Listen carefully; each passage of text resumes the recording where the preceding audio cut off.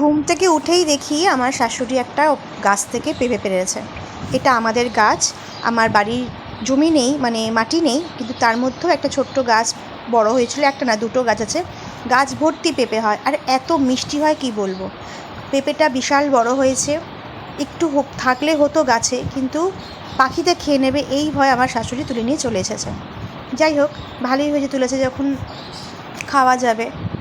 এদিকে আমি ফ্রিজ থেকে মাছগুলো বার করে রেখেছি, কেননা আগে থেকে মাছগুলো বার না করে রাখলে বরফ হয়ে থাকে, তো তার জন্য আমি জলে একটু ভিজিয়ে রেখেছি। আজ চিংড়ি মাছ করব।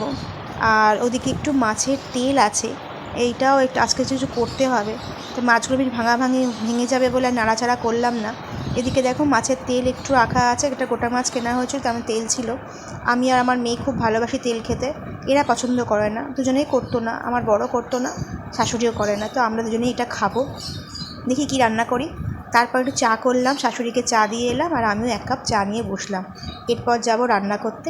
তা সকালটা আমার এইভাবেই আজকে শুরু হলো। ওয়েদারটা এখনও বুঝতে পারছি না, প্রচণ্ড রোদ আছে, শুনেছি তো আজকে বৃষ্টি হবে। তো দেখা যাক কী হয়।